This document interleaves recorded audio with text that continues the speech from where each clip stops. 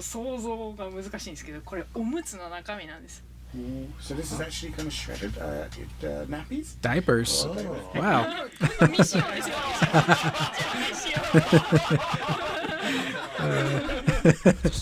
Gotta make sure they're clean. Hello everyone, Curious Corduroy here, and today we're going to be checking out a brand new hands-on preview for Onimusha Way of the Sword, which I am so incredibly excited for. I've been a big Onimusha fan since I was a kid, and I thought this series was just dead and gone and never coming back, but after nearly 20 years, it has been revived with Way of the Sword, and it looks so cool. Alright, today's video is coming to us from the folks over at PC Gamer. I remember reading this magazine as a kid. I'd go to the grocery store with my mom, we'd check out the magazine section, and I remember PC Gamer was usually encased in plastic because it would sometimes come with a demo disc that you could take home and check out a bunch of different games and videos and trailers and whatnot. It was super cool. I miss the days of demo discs. It was so cool because you never knew what you were going to get, and to be able to try out games before they actually came out was just so cool. I miss those days greatly. But I remember growing up reading this magazine, and they've been around for a very long time, so that is who is doing this hands-on preview. And this preview in particular is a little different from other hands-on previews with other outlets because they actually went to Osaka, Japan to speak with the developers. So it's not just I played the game, here are my thoughts. It's like, no, we're going to actually get to hear from the devs, which I love. Whether it's Onimusha, Final Fantasy, Resident Evil, Street Fighter, you name it, I love these types of videos. So I'll leave a link in the description down below to the full video if you would like to watch that on its own without me yapping. All right, let's check it out.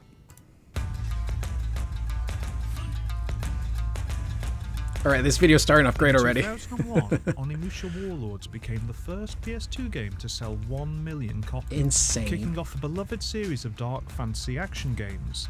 Now, Onimusha is back with Way of the Sword, the first new entry in 20 years. Again, I cannot explain to people like how much this series means to me. I love Final Fantasy. I love Resident Evil. Again, I thought Onimusha was dead and gone. I played these games as a kid. In fact, the first Onimusha was one of the first games I ever played on a PlayStation 2. I remember me and my sister convinced my mom to let us get a PS2 because we're like, it can play movies too. And that's when DVDs were kind of becoming a really big thing. So I remember we got the PS2, we took it home, my sister got a movie, and our local grocery store at the time had a video rental section, so you could go rent movies, but they also had video games.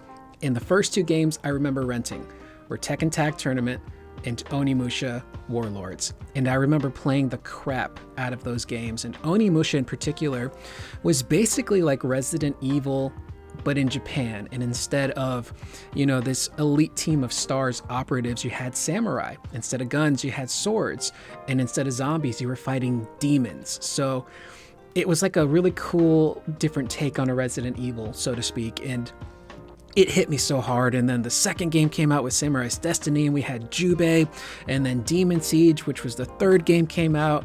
And then there was, I think, Dawn of Dreams or Dawn of Destiny, which I didn't play too much of. But I'm like, this series is never coming back. It's never coming back. And nearly 20 years later, it is finally coming back.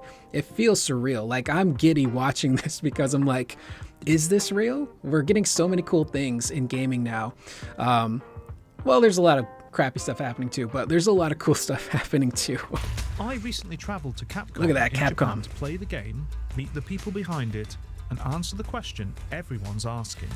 Is Onimusha Way of the Sword going to be worth the wait? I hope so, and it looks like it will be.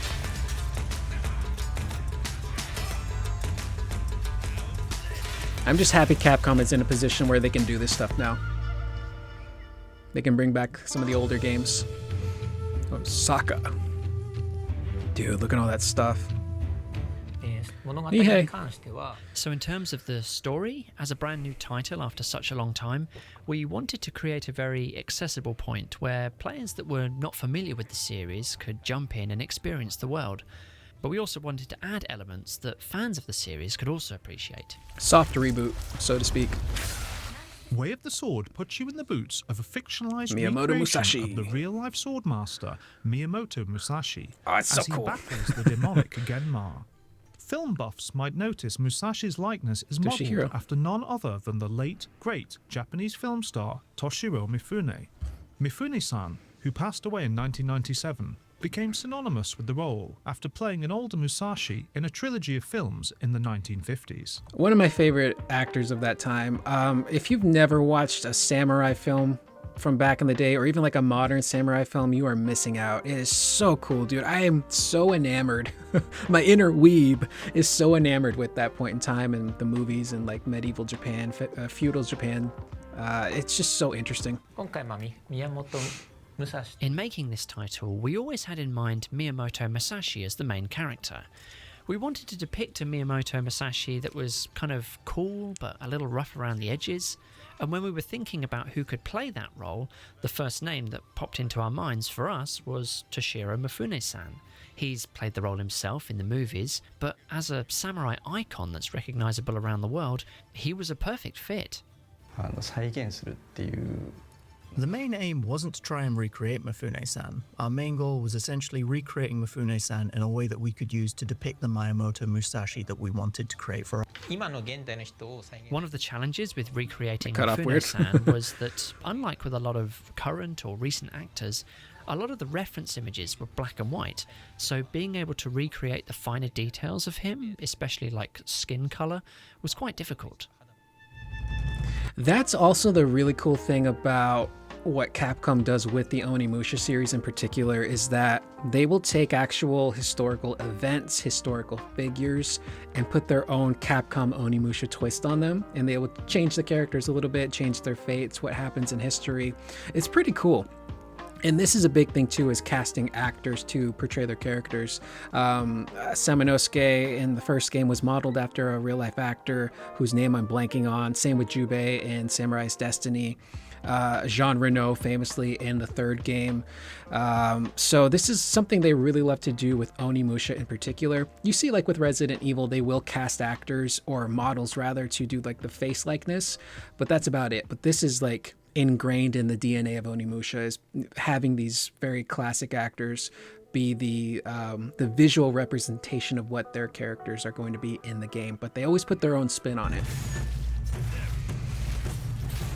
The combat is absolutely the star of this game. The game leans into parrying, blocking, and deflecting. The demo is so One fun. of the things that we looked into was how we could use new technology to really elevate the swordplay and the action. We really wanted to focus on creating this very realistic, grounded sword action for the game. We figured it was best to speak to experts in the field, and so we were introduced to motion capture artists and stunt coordinators at a motion capture studio named Katsuge Kiza, who have provided that service for a lot of famous movies and period dramas. Yeah, the combat feels Like, really blocking good. and deflecting, specifically deflecting, is like so impactful. You really get that sense of Those the power two. behind the blows and how dangerous things are. It's been a minute since I played the demo, but that sequence you saw here, you initiate an attack that matches the enemy, and it kind of turns into a mini game. Instead of just mashing the same button, you have to pick between the light and heavy attack buttons to keep the attack going and to throw off the enemy. It sounds kind of complicated, but it's super cool. And when you pull it off and you just get that slow motion for a bit, and it's such a beautiful, fluid action system. My one critique is the same critique everyone has. I just wish it was a little more difficult. Just give me enemies that are a little bit more aggressive, a little bit more dynamic, and that's how they might be in the main game. I know the game's producer put out a post on social media a little while back saying the full game would have enemies that were more difficult. A lot of work was put into creating variations of those animations. We took over 300 different types of animation just for the parries in particular. Wow. One of the absolute coolest things about Way of the Sword is the dismemberment system. They will lose hands, they will lose heads. Like at times, Musashi, we're splitting enemies down the middle. So cool. So it's incredibly satisfying to defeat these enemies. The combat in no way is Dark Souls punishing. Yeah. It's more Stellar Bladian, the fact that providing that you're taking considered actions to either deflect your enemy, block your enemy, power your enemy, counterattack your enemy, and then using your own selection of attacks at the optimal time, Eason chains. then it is easy and very satisfying to be good at this game and to be dispatching enemies left, right, and center. Yeah, that was a concern that a lot of people had when Onimusha came back, and there was people that didn't have a chance to play it yet. People were questioning, like, how is this game going to feel? Because the original Onimusha games had very much, like, the first two anyway, had like tank controls. It was very Resident Evil, but it was still an action game. So since then, action games have kind of turned into Souls-likes. That's kind of like the big thing for a lot of action games, is like punishing difficulty. You have a stamina meter. The camera's right behind your character, and you're kind of, you know how a Souls game is. You know how characters move in those games. That is what action games have kind of become over the years. So when this came back, people were questioning, like, is it going to be a Souls-like, or will it be Capcom's own thing? And thankfully it is very much an evolution of what the original Onimusha games were. It's just, if you took Onimusha, brought it into modern time, you're still focusing on the swordplay, you still have special weapons and magic, which work a little differently in this game compared to the original. So it's thankfully not Souls-like at all. It is Capcom's modern take on Onimusha. Gross. This guy looks sick. Onimusha Way of the Sword uses Capcom's RE engine, Yeah. which I've been told has been upgraded significantly just for this game. Wow. The level of detail is amazing, but it's also like the expressions on the Oh, faces. that's creepy. And that's not just during cinematics, that's during the actual game as well. The animation of the game, specifically for the lead character, Miyamoto Musashi, like Capcom, they've spent a lot of time to sort of use the animations to imbue him with a lot of character. まあ実際にその宮本武蔵 We do have, obviously, these very realistic techniques, and we have Musashi as our main character. Oh, In that's cool they do reality, that. He was a very skilled swordsman, of course, but he reached the pinnacle of his swordsmanship in his 60s. Okay, I'm sorry, I geek out with this stuff, but that's cool to capture Obviously, these the very animation at once instead of actually like pretending to strike someone in a mocap suit. You obviously have to pull your punch and not like actually strike them. But when you do it like this, you record Musashi's action. He's separate hitting something so he can go full force on it to get the proper animation. And then you got the person reacting as one of the Genma. That is sick. I love this stuff. realistic techniques, and we have Musashi as our main character. That is so In cool. reality, he was a very skilled swordsman, of course. Yeah, Musashi's but a he reached legend. the pinnacle of his swordsmanship in his 60s. The Musashi that we have in our game is obviously much younger. He's Yeah. still kind of on the path to mastery. His techniques that he uses in the game are not as refined as you would expect. If you've played the Onimusha Way of the Sword demo, you already will have come across this game's like apparent big bad, which Ganryu. is Sasaki Ganryu. There's something He's so very hot right now. snake-like about how he moves and how he fights, almost like sensual. So there's Yeah. a real nice sort of like rivalry going on here between the two. And here we have literally characters taken out of Japanese history, now rivals in Onimusha Way of the Sword.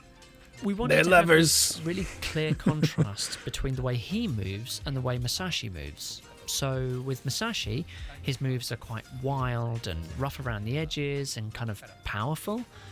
Ganryu's movements are quite refined. It's like he's dancing. But they also have an edge of eroticism to them. He's very alluring in the way that he moves. So that was definitely something that we were thinking about when we cast the motion actor for the role. And that combination was something that's very important for their visual identity. Yeah, I love that stuff. That's something that Capcom really loves to do, is they don't just make characters and have personality traits. It's like, no, every aspect of that character, whether it's how they look, how they speak, how they move, how they attack, it all flows together. So Musashi's very rugged. Again, he's like they said, early stages of his career. But Musashi was the type of dude who would win a duel no matter what. He would do what he needed to do. But I love the character that they've created here, is that he's still that guy that wants to win at all costs. He wants to be, to prove that he's the best swordsman, but he does not like that gauntlet because he feels like it's going a little too far. He's like, I gotta prove that I'm the best on my own. I don't want to use this freaking gauntlet. But he figures maybe the way to get this thing off is to just use it and head, straight into the storm, essentially. Ganryu, he loves it. He's a great swordsman. He loves the power of that gauntlet. And I love his movements. He's just, again, it's very snake-like, very erotic, as they describe it, but I love how much attention they put into crafting these characters at Capcom. Also talked me through how Capcom are using motion capture to bring not just the human characters to life, but even Way of the Sword's most fantastical creatures. These things. This is for Kubiakari, which is kind of this floating head monster. But even for these kinds of monsters, we also use motion capture. Really?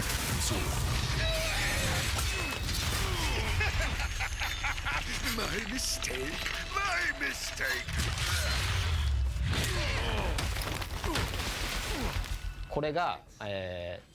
In trying to capture this particular character, we actually have 4 actors, which are all kind of assigned to each pair of arms that he has. So this is probably quite rare to see in game creation. That is cool, man. What the hell is he doing?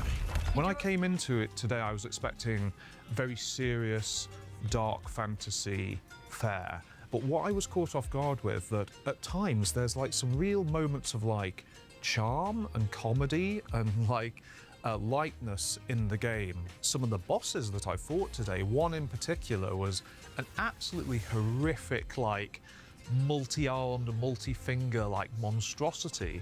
But in that character's performance and how they were depicted, there was also like almost like a comedic weirdness as well, which had sort of a smile on my face at times.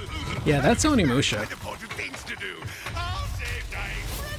The early Onimushas in particular very much wore their heart on their sleeve, and at times were a little cheesy, but it was very endearing. So it kind of seems like maybe Way of the Sword is a little bit more self-aware with that kind of like sense of humor and endearment with how they're handling the characters. Where past Onimusha games took place in feudal Japan, Way of the Sword is set on the cusp of Japan's Golden Age, the Edo period, and moves the setting to Kyoto.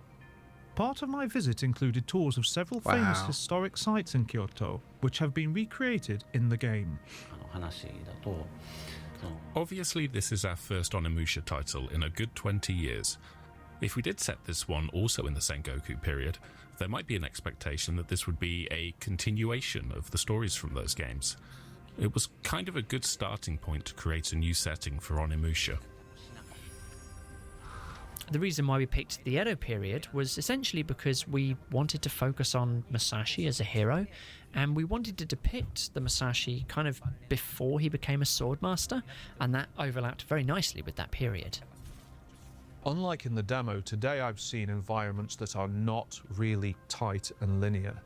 Onimusha Way of the Sword is not an open world game. However, today I found that there's areas where, for example, a good sized chunk of Kyoto is accessible to you. Oh, that's cool. There'll obviously be the through line for the main quest or quests that you're doing, but then there's also options to peel off to engage in side quests or other activities. You'll be That's cool. So yeah, in the original Onimusha, again, it was very Resident Evil. Like you had one setting, which was like the castle area, and then different areas to explore, but it was very much linear. You knew where you had to go, doors that were locked, you had to unseal them. Like the little puzzle boxes you could find to get hidden items. 2 was a little bit more open, and they had the village as like the hub area, and you could do like all the friendship stuff, but it was still very linear. So for this to be like, yeah, it's not open world per se, it's just a big zone with different areas to explore. That's pretty cool. to speak to different NPCs, and there will also be hidden bosses. Hidden bosses too? Sick. Kyoto has a lot of history and a lot of strange tales, and you'll be able to go in this space and take on missions that will let you see that side of Kyoto. Cool. And we want people to be able to experience the kind of charm of Kyoto as well. Man, I'd love to go to Japan one day. That'd be such a cool experience. We visited Kyoto many times to capture as many details as possible. A lot of these buildings still maintain a lot of the same shape and design and details that they've had since they were made. Going and collecting all those references was a big step. The goal wasn't to try and recreate them exactly, but to recreate a Kyoto that kind of fits people's image of Kyoto. Yeah. That's so cool. Also, in terms of the structure of the game, there seems to be a light Metroidvania element from what I can see today. At certain story beats, or after certain bosses, you unlock specific powers. They're Oni powers, like demonic powers that the Musashi can harness for himself. Once you've unlocked them, they allow you to progress in areas that previously you weren't allowed. This care and attention also extends to the audio, and part of my visit to Capcom included a tour of their Foley studio to see how the Onimusha Way of the Sword team are bringing its dark fantasy setting to life. 今回の主人公の武蔵っていうのが、We have Musashi as the hero, and whilst he was a sword master, and many people have this image of him slicing and dicing, we instead wanted to showcase his core strength with a rough, grating sound to his sword. Yes, we did use real swords and real scabbards for the creation of sounds, especially for sheathing. One of the things I learned, this happened when I did a deep dive in like samurai and Japanese lore after finishing Ghost of Tsushima, is that sound you hear in movies whenever someone unsheathes the sword and it goes shing, that's not real. They add that for effect. It sounds exactly like this. Scabbards for the creation of sounds, especially for sheathing. It sounds like that, so it's not. In the movies, they make it sound like metal scraping against metal, but it's wood. That's how it sounds when you flip the sword and you unsheath it. I'm like, that's so cool. That's one problem solved. Oh, that's so satisfying. Actually using real swords doesn't always produce the best sounds, especially when using swords in the normal way. I imagine so, that. For this game, we made use of a special katana made specifically for producing those kinds of sounds. We have this kind of corrugated, I guess, steel pipe rod that you'd find at like construction sites. Oh yeah. To capture that sound. Dude. And the sounds in this game, just from the demo, that sound of like, it's gonna sound very gruesome, and it technically is. But when you see Musashi execute one of the demons and he just like stabs them and then pushes the sword further through them and splits them in half, I almost lost my audio here. It's such a satisfying sound effect. It's stuff you take for granted. It's stuff you take for granted. わかります? It looked like, I thought it was like ice curry, but it, yeah? Anything else? こう想像が難しいんですけど、これおむつの中身なんです。 So this is actually kind of shredded nappies? Diapers. Wow.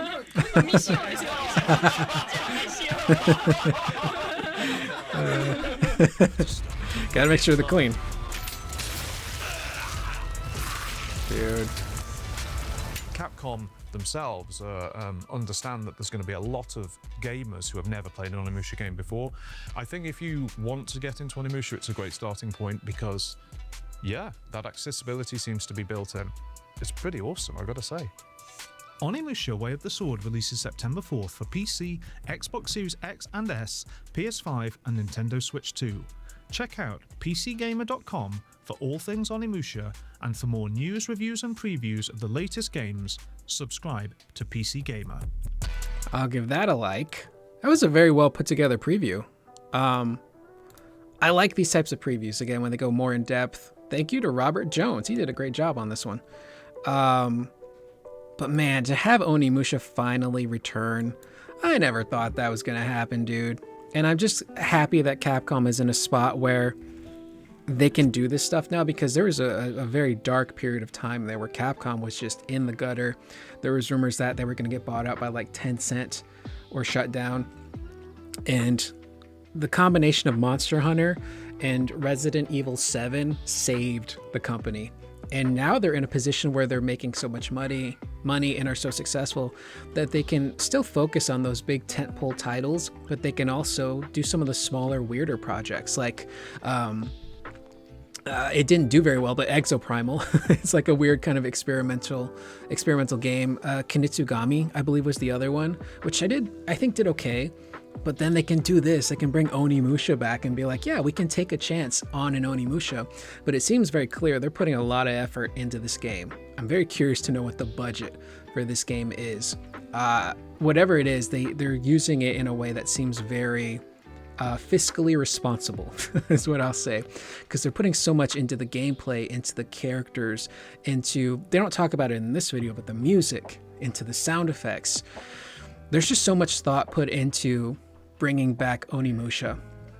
And I'm glad that they're doing that. I'm glad it's not just like let's slap together an action game and put Onimusha on it and just see what happens. It's like, no, they're actually making something that is different and really cool. So I'm just happy that they're doing that. They're putting a lot of effort into it. And they've said since last year, which I think they might have announced the game a little too early, because I think it was at the 2024 Game Awards when they announced that it was returning.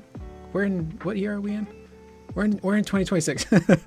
I'm blanking now on when this game first got announced, but last year, I think it was 2024, because last summer they were doing a bunch of hands-on previews with the game, and a lot of the stuff that they talked about last year is stuff that's basically being treaded again in a lot of interviews. Game Informer, for example, put together a cover story for this game, and a lot of what the devs said in that cover story, it's just stuff they said last year. So I haven't really had a chance to talk about this game again, because I'm like, I'd just be repeating myself, and I do that enough with Final Fantasy. So I think they did just jump the gun on the announcement, and a lot of stuff that they talked about last year they repeated this year. They even postponed a lot of stuff. I know earlier this year they were supposed to have a lot more marketing, but then stuff shifted at Capcom. Pragmata got pushed up. This also got pushed up. So now it's like, okay, Pragmata's out of the way. It's Onimusha's time.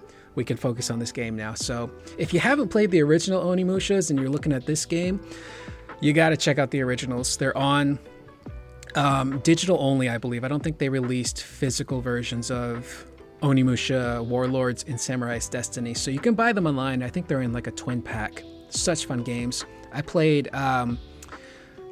Samurai's Destiny came out late last year, I believe, so I went through that game again. Had such a blast playing it. So many fond memories growing up with Onimusha as a kid. So it'd be cool to see how this game comes out, how it's received. I think it'll be received very well. Capcom has been on a freaking roll with their games. You had Resident Evil Requiem, which has its issues, but it's still a very well put together game. Pragmata is phenomenal. And now you also have one of the Monster Hunter games right there, Monster Hunter Stories, that came out and did very well. And now you got Onimusha. So that's 4 big titles in 1 year from Capcom that all look like they're going to be very good. So I cannot wait for it to come out. I had a blast with the demo. I'm going to probably play it again now after watching this video. It makes me want to revisit the demo. Again, my one critique was that I just wish the enemies were a little bit more aggressive. But to be fair, it's a demo. It's a demo that takes place at the very beginning of the game. So you're doing a lot of tutorial stuff, and they're not just going to throw super difficult enemies at you right away. And they do give Musashi abilities that he normally wouldn't get until later in the game. So there's some hope that eventually the difficulty ratchets up just a little bit, because that's what I would really love to see. So I'm excited, man. This was a great preview. Again, it's very different from a lot of other previews that have been out, kind of just going over the same stuff. I know Game Informer is set to do a rapid fire video with the devs, so if there's anything cool from that, we can check it out. But I thought this was a very great preview. It tells you everything you need to know, but it included a lot of new stuff, a lot of the behind the scenes stuff that I'm super intrigued by. Like a lot of this mocap stuff is just super cool. I don't know where it was in particular in this video, but there was that shot of them getting the execution with 4 different people. The Musashi mocap actor, the person acting as the Genma, and then they just essentially stitch those 2 animations together right here. That is so cool. I am just so amused by that. But this is so cool, man. Again, really great preview. There'll be a link in the description. I cannot wait. It's been almost 20 years. And again, I keep repeating myself, but there was a time where I thought this was just dead, because Devil May Cry came out and that kind of became the new action game from Capcom. And it didn't really seem like there was a spot for Onimusha anymore. So now Capcom's in a great position. They can bring a lot of games back. There's been rumors for a while that even Devil May Cry might come back. I'd love to see them remake the first Devil May Cry. I think that'd be pretty cool. But I'm super excited. I pre-ordered this game already. I only pre-order games that I'm really excited for, and if I'm getting a physical edition.